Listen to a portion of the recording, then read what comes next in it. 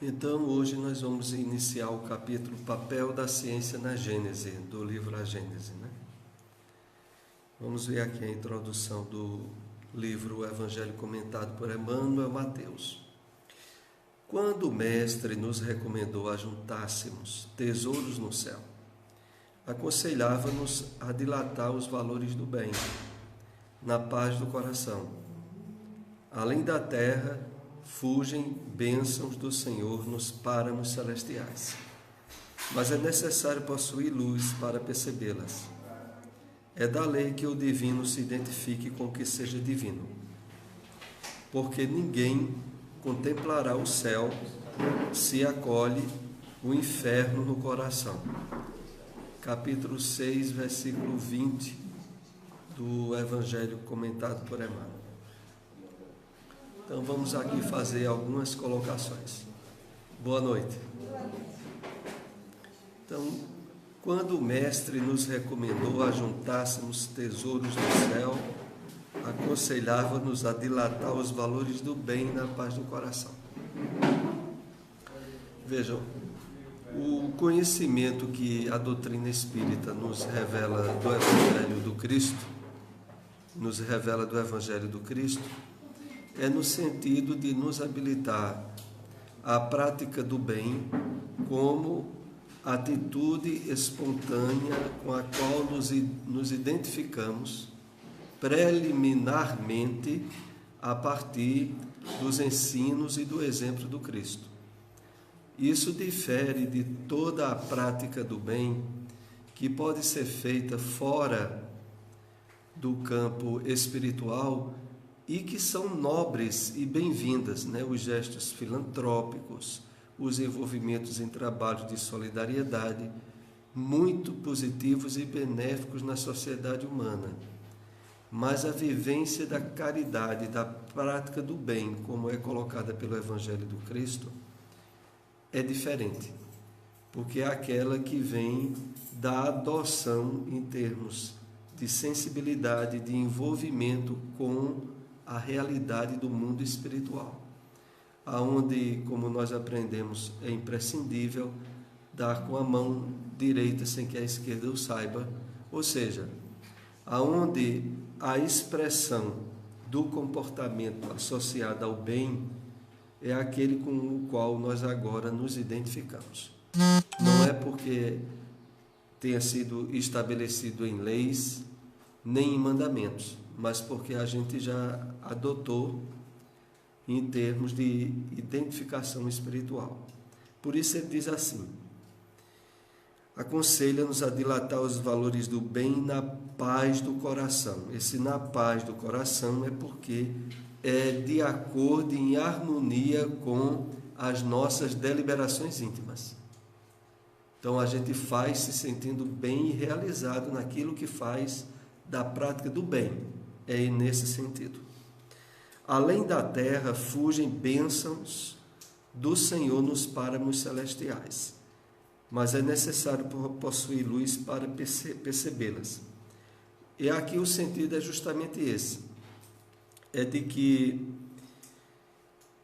na vida espiritual, que naturalmente nós estamos interligados, quer no corpo ou fora do corpo, quer encarnados ou desencarnados, a espontaneidade, a sinceridade e a verdade espontânea expressa-se naturalmente.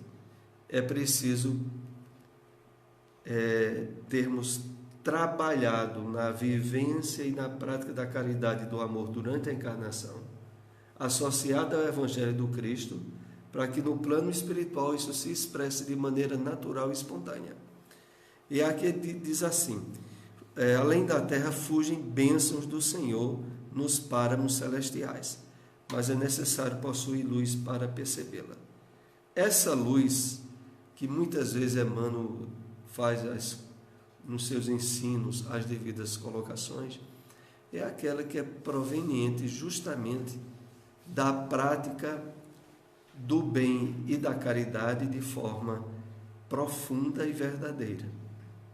A associação nossa em termos mentais, emocionais e vivenciais da prática do bem estabelece, até em termos físicos ou neuronais, luz interna em nós, quer durante a encarnação ao voltarmos ao plano espiritual. É da lei que o divino se identifique com o que seja divino, porque ninguém contemplará o céu se acolhe o inferno no coração. E aí é onde, finalizando aqui essas observações, nós aprendemos que o sentido e a percepção de reino dos céus que a gente aspira tem que já começar na nossa encarnação, na nossa maneira de viver, de sentir, de estar atuante como um instrumento do bem na terra. Então, o nível de céu que a gente espera usufruir ao retornar ao mundo espiritual, ele já deve estar sendo exercido agora durante a encarnação. E o Espiritismo, para isso, nos dá todas as ferramentas necessárias. Sobretudo quando nós começamos a aprender a origem da vida de onde nós viemos, quais os objetivos de estarmos na Terra, ao percebermos que a nossa natureza verdadeira e perene é espiritual, e que o corpo físico é uma vestimenta, e tudo aquilo que a doutrina espírita nos revela e que nos habilita a, desde a encarnação, estar ao máximo vivendo em harmonia, em paz e em felicidade desde agora, na possibilidade que a experiência humana no mundo de provas e expiações pode oferecer. Vamos então agora iniciar o tema papel da ciência na Gênese, lembrando que alguém tiver dúvida ou quiser fazer alguma observação, é só levantar a mão e participar, né? Vamos aqui para alguns itens que nós separamos desse capítulo da Gênese. Como todas as religiões se ligam ao princípio das coisas, que é também o da humanidade, elas deram sobre a formação e a ordem do universo explicações em concordância com o estado dos conhecimentos da época e de seus fundadores. Então, aqui nesse capítulo, a gente vai refletir sobre a questão da origem da vida ou da gênese da vida, tanto do ponto de vista espiritual quanto do ponto de vista científico, para a ciência da época em que o livro A Gênese foi escrito. Que aqui cabe nós salientarmos que dos livros da codificação, o livro dos Espíritos, o Evangelho segundo o Espiritismo, o céu e o inferno, o livro dos médiuns, os 4 primeiros livros, eles tiveram no seu conteúdo de revelação a participação ativa de inúmeros médiuns e inúmeros espíritos que ajudaram a codificação. Mas no livro A Gênese é diferente. O livro A Gênese tem principalmente a opinião de Kardec na época em que o livro foi escrito.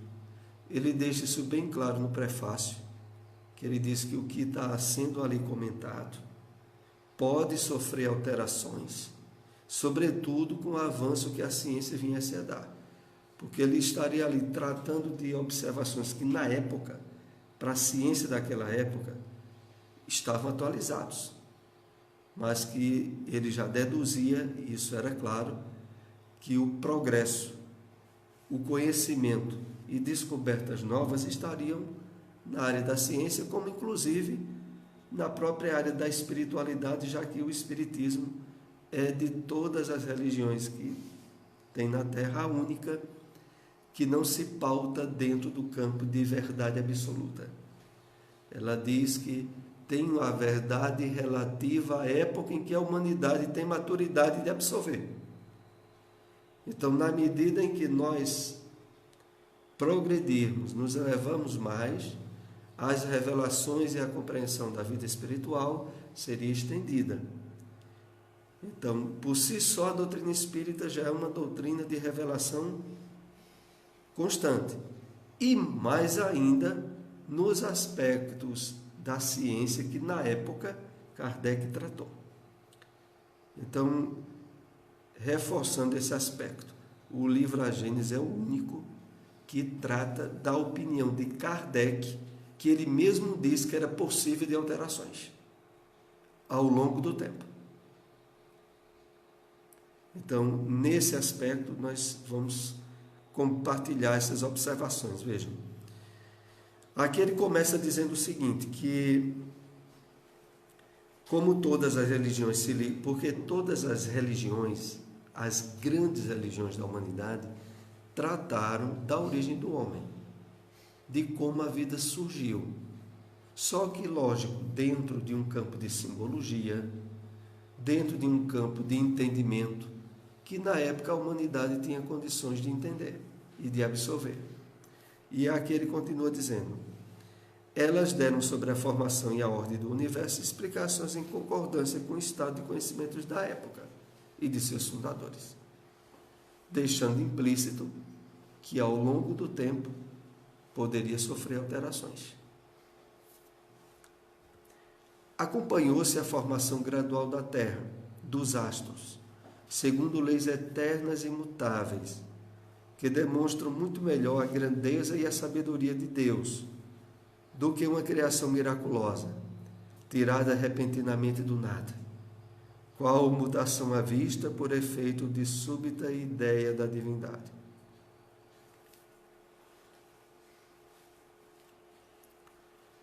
Então, observando a coisa agora um pouco mais pelo lado científico, acompanhou-se a formação gradual da Terra e dos astros, segundo leis eternas e imutáveis que demonstram muito melhor a grandeza e a sabedoria de Deus. Quando ele fala aqui do que uma criação miraculosa, tirada repentinamente do nada, ele se refere à base de revelação da origem da vida pelas religiões, que variaram muito, algumas de forma fantástica, mas adiante ele vai dizer que aquela que mais se aproximou do conteúdo da ciência seria a revelação mosaica, porque as de outras religiões eram ainda mais miraculosas, ou mais distanciadas de uma compreensão em termos de bases científicas. De todas as gêneses antigas, a que mais se aproxima dos modernos dados científicos, vejam, modernos dados científicos daquela época, 1869, quando a Gênesis foi publicada, 68, apesar dos erros que contém, que são demonstradas hoje até a evidência e incontestavelmente a de Moisés. De todas, a de Moisés é que estaria mais aproximada. Alguns desses erros são mesmo mais aparentes do que reais e provém de uma falsa interpretação atribuída a certos termos. Então, analisando aqui um pouco isso, de todas as gêneses antigas apresentadas, sobretudo pelas religiões, a que mais se aproxima dos modernos dados científicos, apesar dos erros que a contém, e aqui cabe as devidas observações, que são demonstradas hoje até a evidência incontestavelmente a de Moisés. É claro que os erros que contém a forma com que a Gênese bíblica mostra a formação do mundo e a origem do ser humano é por conta, sobretudo, de querer levar o que ali foi colocado de forma literal. Porque extrair da substância a essência espiritual, analisando de uma forma espiritual, ela está perfeita e íntegra. Porque o problema todo, inclusive, que nós vamos analisar aqui mais algumas passagens, é o que colide, é o que? A leitura literal da Gênese bíblica, porque lá está o seguinte: no primeiro dia Deus fez, no segundo dia, e os dados científicos de hoje o que é que diz? É que foram milhões de anos. mas aquele dia ali ele tem uma simbologia, não é exatamente o dia do entendimento literal de 24 horas. Analisado aquilo ao longo dos milênios, está em par com o que hoje a gente sabe da Gênese em termos evolutivos. A questão toda é a busca de extrair a compreensão espiritual da Bíblia. Essa é a questão toda. E, inclusive, ele acrescenta aqui, alguns desses erros são mesmo mais aparentes do que reais e provém de uma falsa interpretação atribuída a certos termos. A Bíblia, evidentemente, encerra fatos que a razão desenvolvida pela ciência não poderia hoje aceitar, e outros que parecem estranhos e repugnantes, pois derivam de costumes que já não são os nossos. Mas a par disso, haveria parcialidade em se não reconhecer que ela guarda grandes e belas coisas. Hoje, porque eu acho até pertinente a gente ter uma observação em torno do que Kardec colocou em A Gênese sobre a percepção do lado religioso, e a que hoje nós já temos no movimento espírita, sobretudo depois das obras de Francisco Cândido Xavier, porque através de Emmanuel houve um aprofundamento e um desdobramento grande do que a Bíblia traz em conteúdos de revelação associados ao Espiritismo. O que hoje nós temos na doutrina espírita, na área da revelação pelo ângulo religioso, é muito, mas muito diferente do que se tinha na época da codificação, que estava limitado praticamente ao Evangelho segundo o Espiritismo. Então, hoje a gente até entende que alguns argumentos, como foram colocados aqui, porque aqui, veja, a Bíblia evidentemente encerra fatos que a razão desenvolvida pela ciência não poderia hoje aceitar. Aqui está sendo analisada a Bíblia em termos literais. Em termos literais, ela colide com os dados da ciência, sobretudo sobre a origem do homem e o tempo de vida que a Terra teria, ou o próprio homem na Terra. Porque pelo lado bíblico, o homem, da origem do homem até agora, nós ainda não teríamos nem 7.000 anos. Porque teria surgido na época em que, no livro Gênesis, Moisés começou a escrever os livros, daquela época para cá, né, com o surgimento de Abraão. Então isso colide, mas essa colisão vem da análise da Bíblia de forma literal. Então, não poderia hoje aceitar, e outros que parecem estranhos e repugnantes, pois derivam de costumes.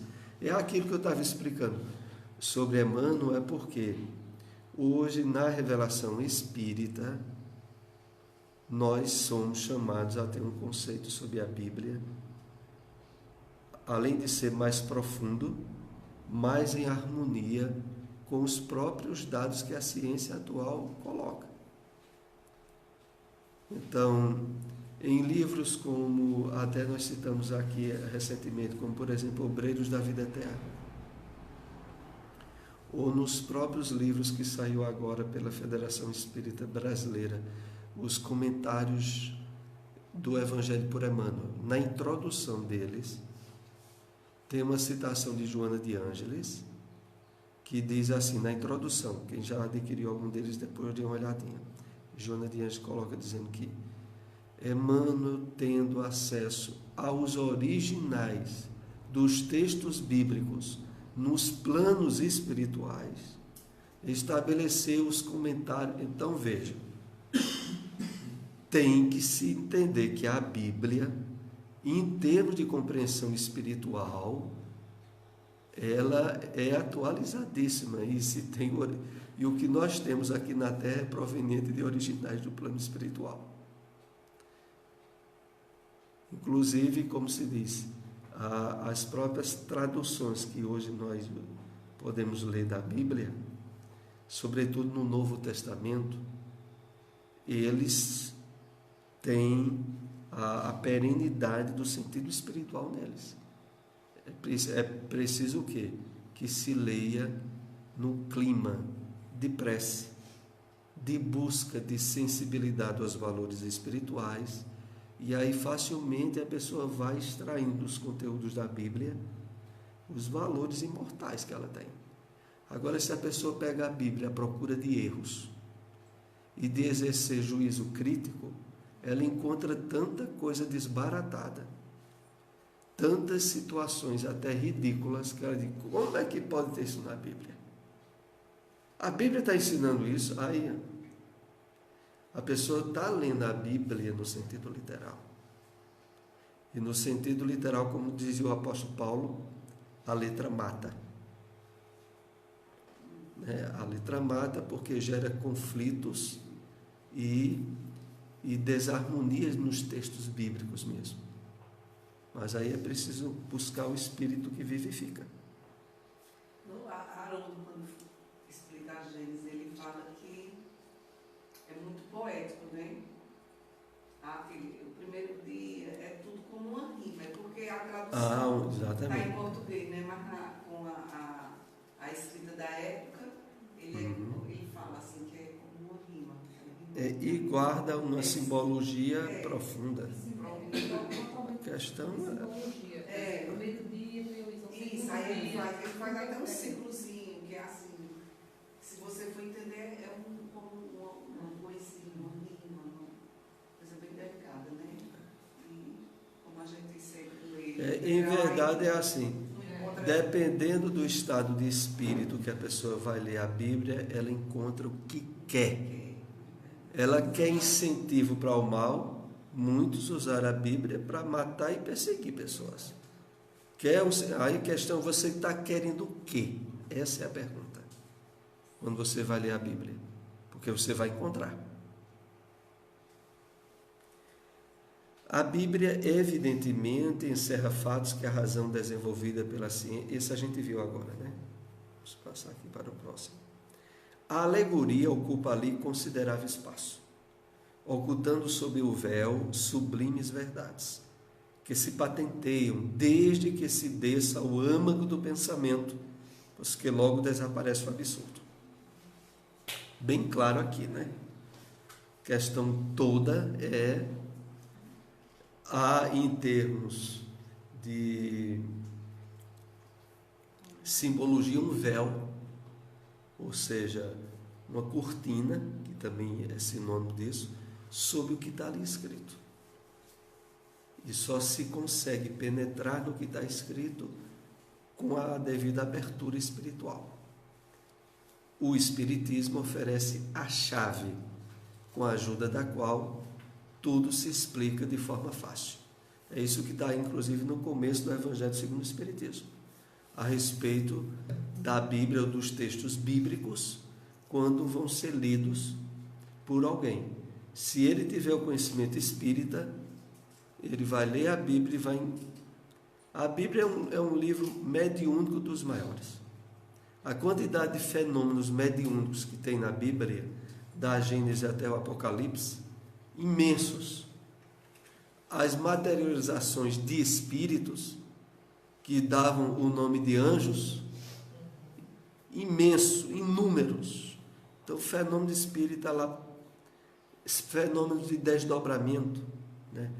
Como aquele de José, quando Maria estava para ter Jesus, e um anjo vem e diz a ele, num desdobramento, se a pessoa estudar o que é sonho em termos de desdobramento, é a figura do que houve com José. Então, é cheio de fenômenos. Se a pessoa tiver uma base espírita, ela vai encontrar ali coisas que demais vejo. Isso aqui é isso.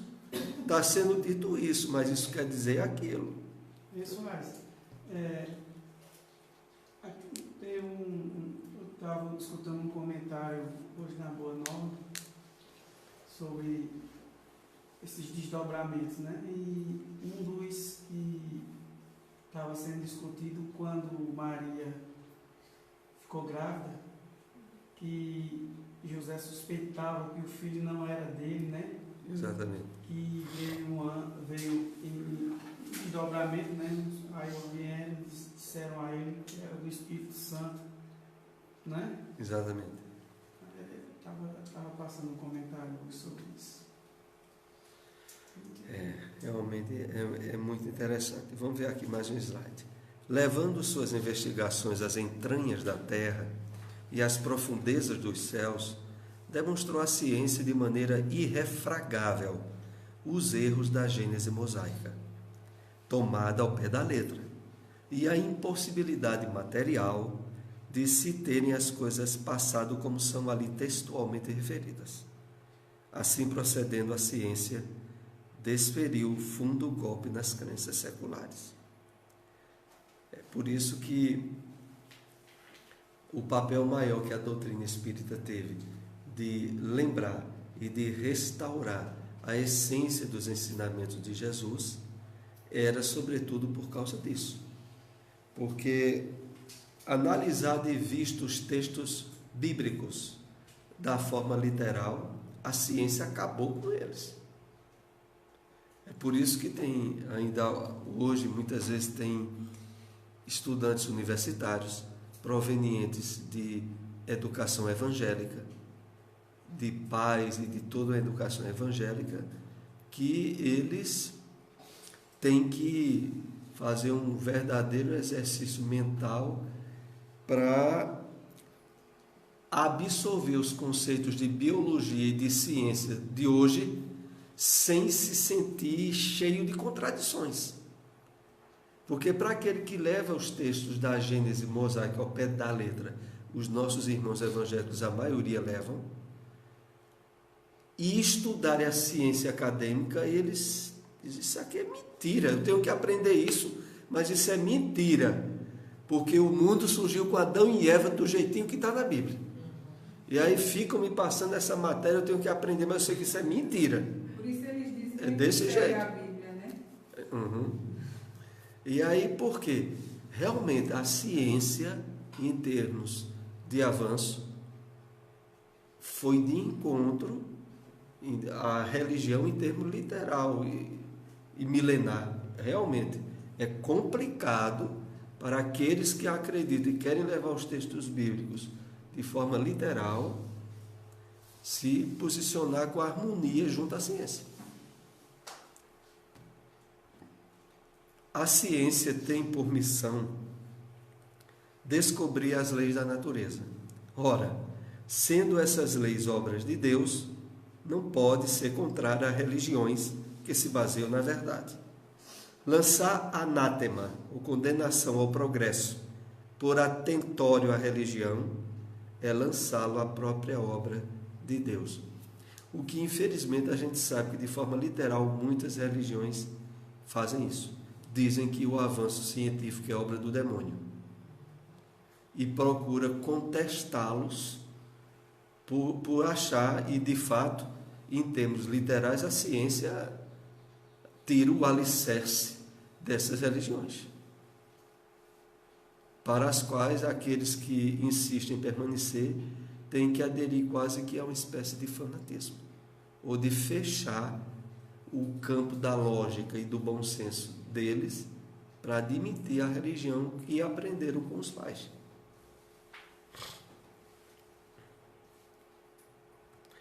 Todas as religiões são acordes quanto ao princípio da existência da alma, sem contudo demonstrarem. Não são, porém, nem quanto à sua origem, nem com relação ao seu passado e ao seu futuro, e nem principalmente, e isso é o essencial, quanto às condições de que depende a sua sorte vindoura. Então, há uma base comum em todas as religiões, que é o lado da espiritualidade nelas. Porque toda religião, aqui a gente se refere às grandes religiões da humanidade e suas escolas. Cristianismo, budismo, hinduísmo, brahmismo, todas as grandes religiões da humanidade têm uma base em comum. Qual é? Existir no homem algo diferente da matéria. E que sobrevive ou sobreviverá à morte do corpo. Isso é comum a todas as religiões. Agora, disso daí é só aí mesmo, porque depois são muito diferentes quanto à origem do espírito da vida, quanto ao destino do espírito depois da morte. E, claro, nós estamos aqui analisando mais do ponto de vista espírita, mas em termos gerais, nesse lado da existência da alma, todas as religiões dão-se as mãos. Tem que ter algum nome diferente do que o corpo, certo? Mas aí, e no final aqui, quando diz o texto, e quanto às condições de que depende da sua sorte vindoura, aí muda demais. Porque para o cristianismo, de uma forma genérica, vai dizer que a sorte vindoura depende de ter aceito Jesus como Salvador. Ora, mas para os nossos irmãos orientais ou budistas, os budistas mesmos, eles têm Buda como sendo o líder máximo representante de Deus na Terra para eles. E assim outros grandes líderes das religiões da humanidade. No Espiritismo, como nós temos uma visão mais ampla e uma percepção da missão do Cristo que se estende para lá do cristianismo, porque a percepção do espírita é que mesmo as religiões que surgiram na Terra antes do Cristo estavam sob a direção dele. Por exemplo, o livro religioso mais antigo da humanidade, que é os Vedas, muito antes do Cristo, para o espírita, esse livro foi inspirado, sob a direção do Cristo, cósmico, que transcende o povo judeu e que foi o arquiteto do planeta em que nós estamos evoluindo. Então, o espírita tem uma visão muito ampla a respeito disso.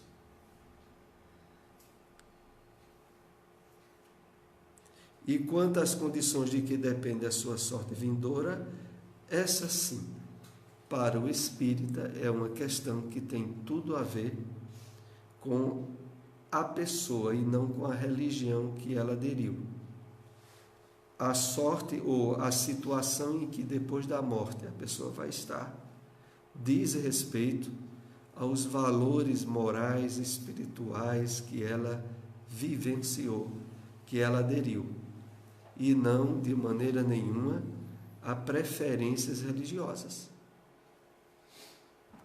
Se a questão do homem espiritual permaneceu até os dias atuais em estado de teoria, é que faltavam os meios de observação direta existentes para comprovar o estado do mundo material, conservando-se, portanto, aberto o campo às concepções do espírito humano.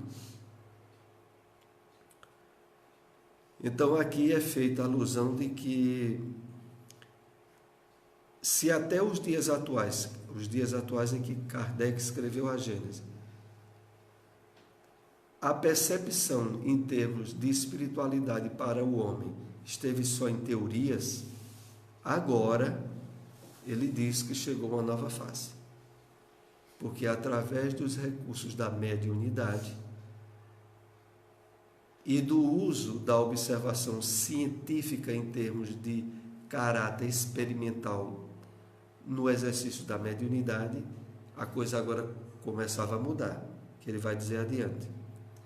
Para fixar as ideias, faltou o elemento essencial, o conhecimento das leis que se acha sujeito ao princípio espiritual.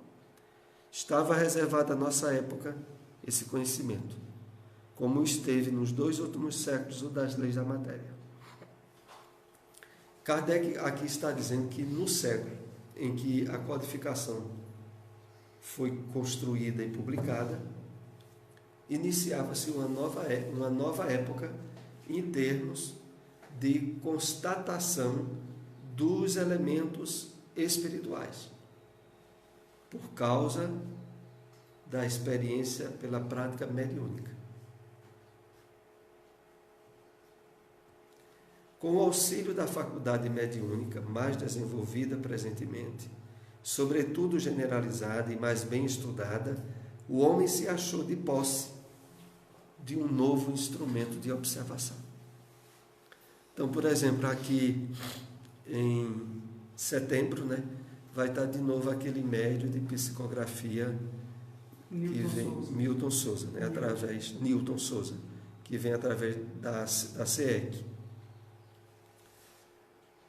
que nas últimas vezes que esteve em Caruaru, houve algumas comunicações de constatações por fatos e que estabelece isso que está sendo comentado aqui, de que a partir do uso regular, disciplinado da mediunidade, levou-se a percepções das leis espirituais que regem a vida fora da matéria, e agora o homem se acha de posse de um novo instrumento de observação, que é o da mediunidade. Para nós que estabelecemos a prática mediúnica no Espiritismo, apenas um diferencial, porque ela é associada ao Evangelho do Cristo.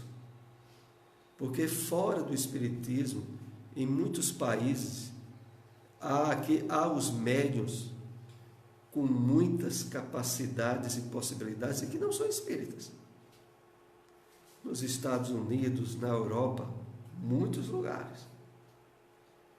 A diferença em essência para aquilo que nós praticamos no Espiritismo é porque no Espiritismo a prática mediúnica está associada ao Evangelho de Jesus. Isso muda tudo, porque aí a própria mediunidade passa a se tornar um elemento essencial de promoção evolutiva para o médium, para o espírito.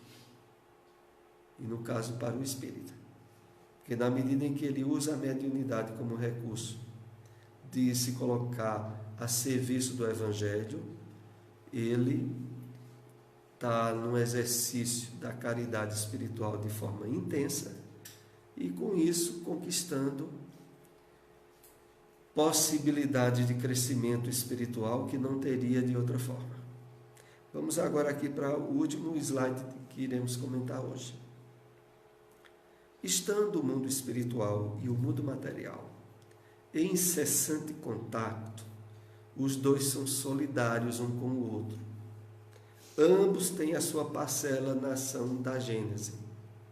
Sem o conhecimento das leis que regem o primeiro, tão impossível seria constituir-se uma Gênese completa.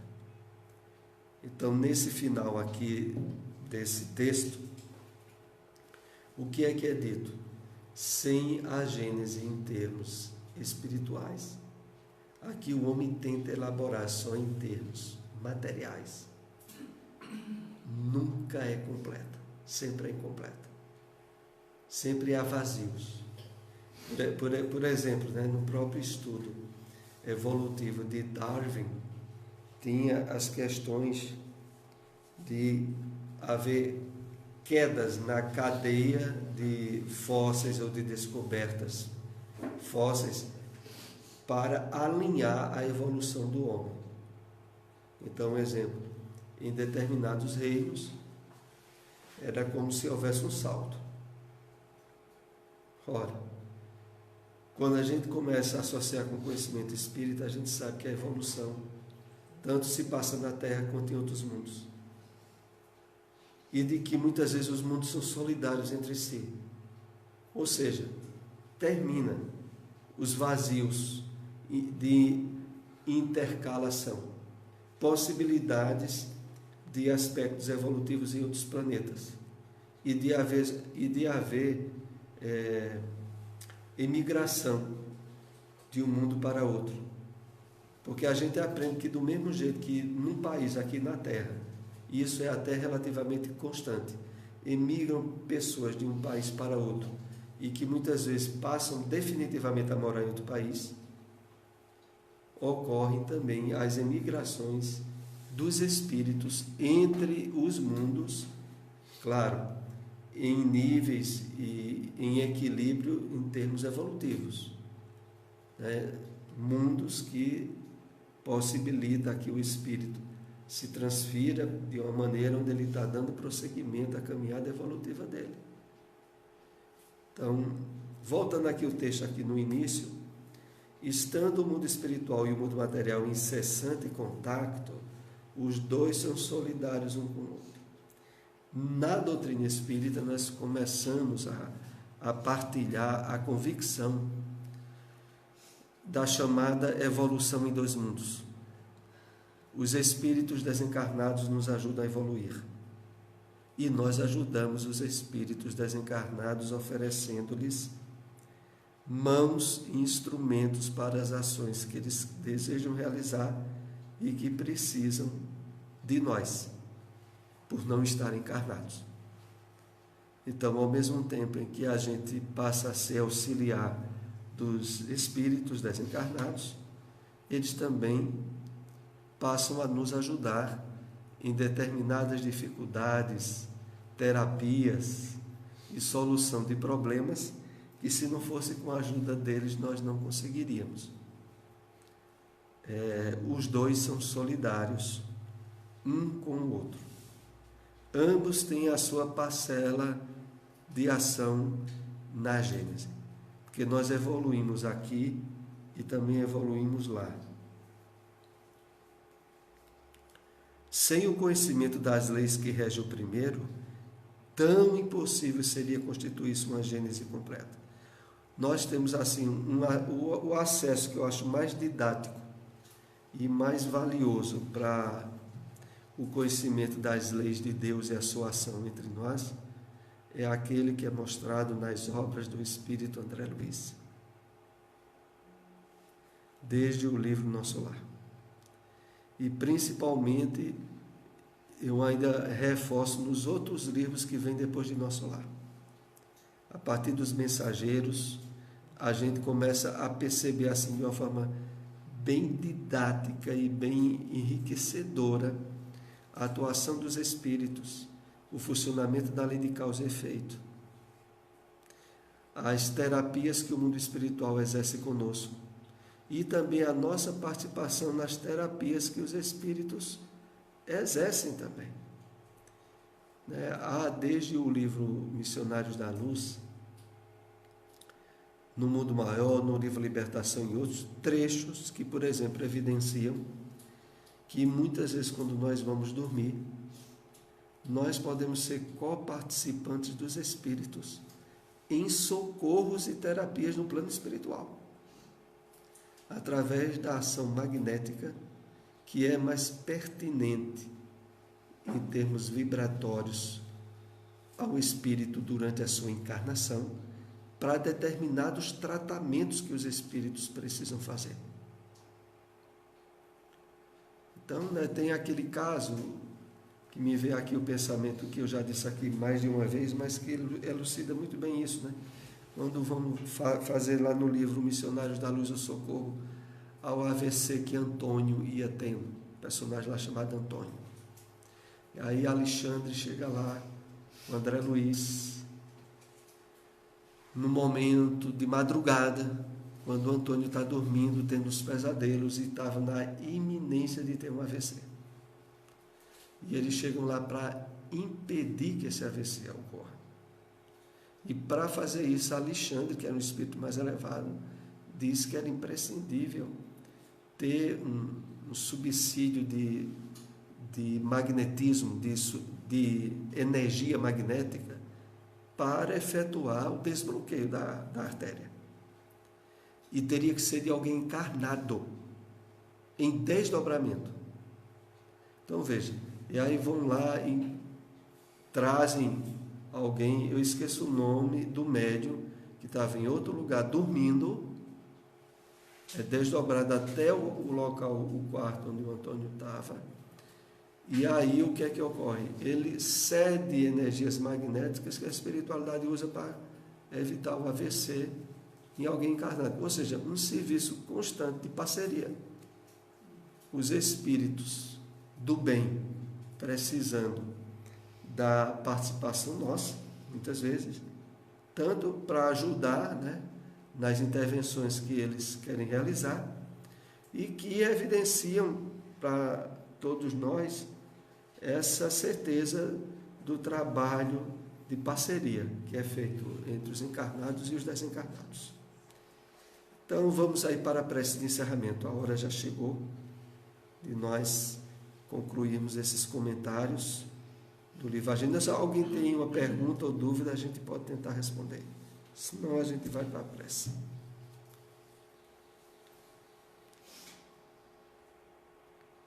Então vamos lá, né? Quem vai... A prece, né?